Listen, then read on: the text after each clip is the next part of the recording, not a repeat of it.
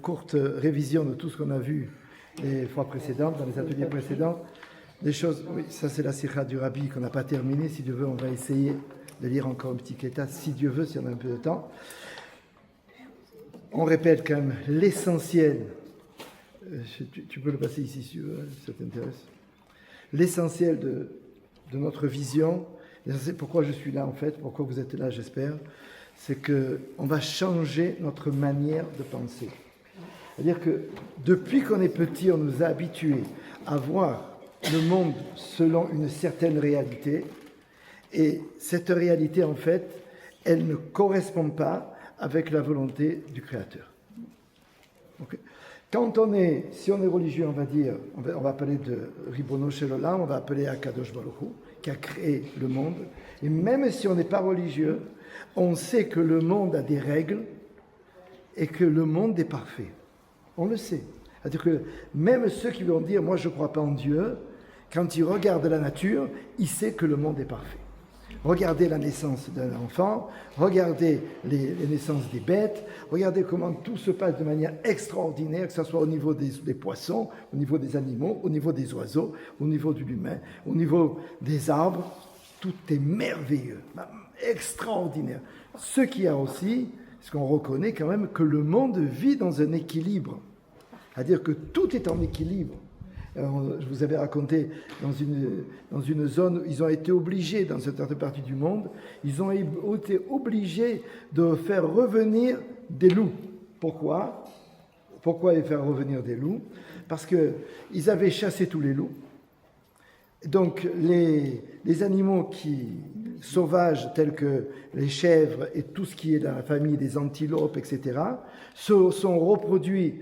Les daims, etc., sont reproduits dans cette île d'une manière incroyable, puisqu'il n'y avait aucun prédateur. Donc, puisqu'il n'y avait pas d'animaux pour tuer ces bêtes, les bêtes qu'elles le font, elles mangent les premières pousses. Et la forêt a disparu. La forêt qui habitait dans cette île a disparu. Et donc, pas de forêt, ça change complètement le climat. Il y a moins d'oxygène, il y a moins etc. Et ça change complètement. Il y a moins d'eau, etc. Le climat commençait à se transformer.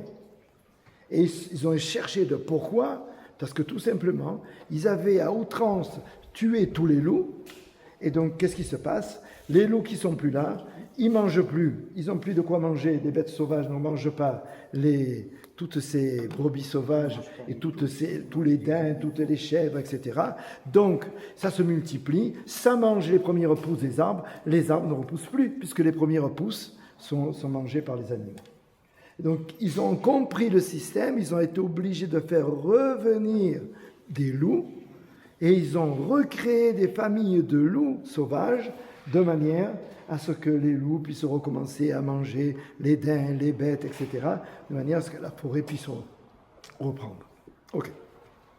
Pour vous dire quoi? Que le monde est parfait, mais dans un équilibre parfait. Et qu'est-ce qui va se passer quand on va déséquilibrer le monde, notre vie, puisqu'on parle de nous? Et bien à ce moment-là, nous aussi, on part dans les décombres.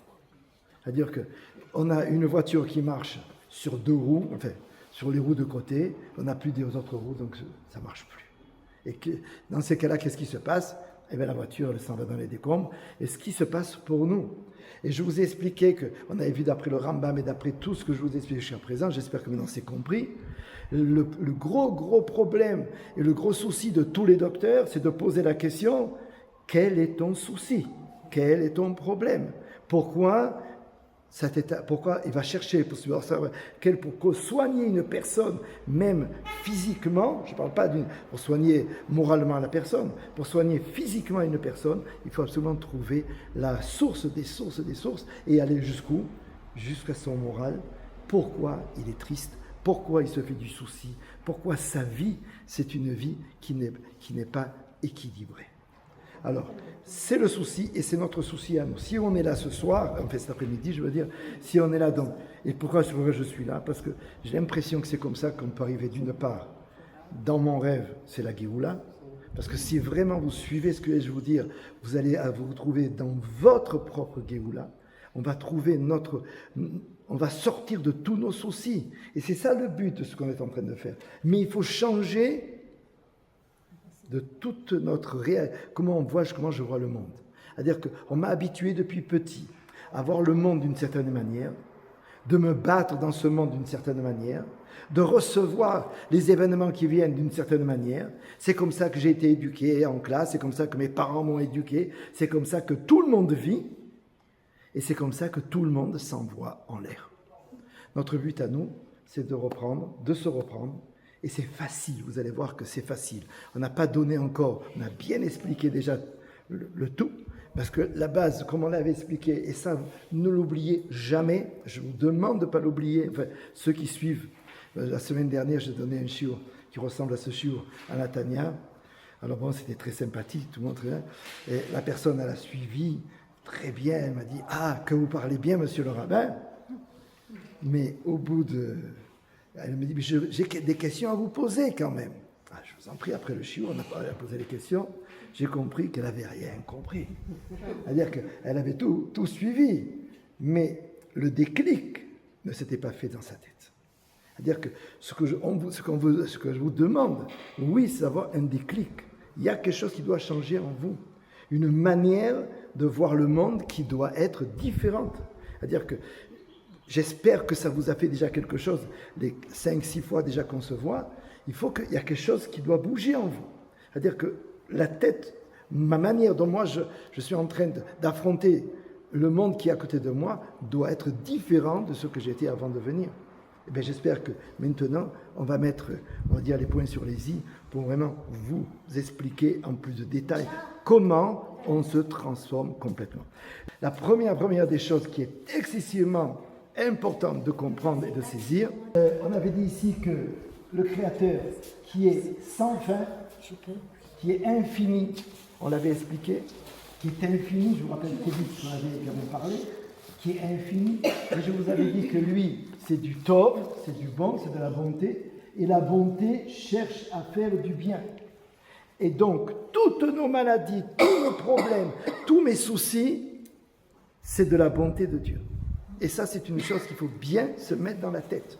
C'est-à-dire que tous les événements que je vais avoir devant moi, qui vont me fracasser, qui vont être de l'événement où je ne trouve pas ma clé dans la poche, de l'événement que Dieu préserve, qui sont horribles. Les Allemands, des trucs horribles. Ok, on va passer des choses anodines aux choses les plus horribles. C'est de la bonté de Dieu. Maintenant, comment comprendre que c'est tellement bon et pourquoi c'est tellement bon? Parce qu'en fait, Dieu s'occupe de moi, Dieu se rappelle de moi.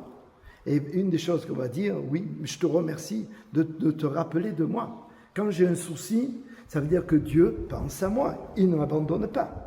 On avait vu que la réponse qu'on avait fait, les autres, pourquoi les autres ils font n'importe quelle bêtise et ils vivent une vie heureuse, pourquoi ils sont bien, et pourquoi nous, qui suivons la Torah et les mitzvot, on a une vie comme ça malheureuse? Tout simplement, le Rav avait répondu, on avait parlé de ça, je ne sais pas avec vous, avec d'autres, avait répondu non.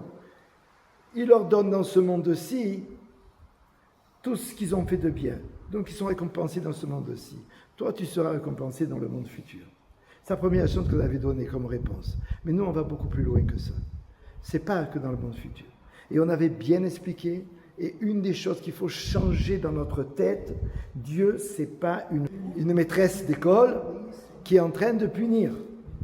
Il n'est pas là pour nous punir, Dieu. Non, il est là pour nous faire du bien.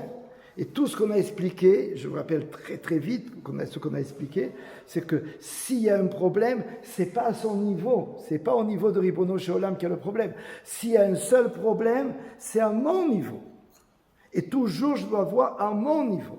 Cette phrase de 13 articles du foie du Rambam qui nous dit « ou à ça, osé veyasé », c'est des phrases qu'il faut se souvenir. C'est-à-dire qu'il y a une Ashgara Prati et que Dieu, c'est lui qui crée tout et qui fait tout après que ça soit fait.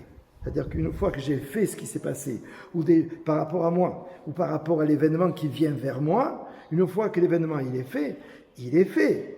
Et qui c'est qui l'a fait? C'est Ribono Shel Olam. Et la seule chose à moi qu'on me demande, c'est pas dire tu es coupable et maintenant fais tchouva et repens-toi de ce que tu as fait. Non, Parce que ce qui s'est passé, c'était pas de moi. Moi, je suis pas coupable. On appelle en hébreu, je suis pas be'achama. Non. C'est-à-dire que je ne dois pas dire je suis coupable. Pas du tout. La seule chose que je dois prendre sur moi, c'est ma responsabilité.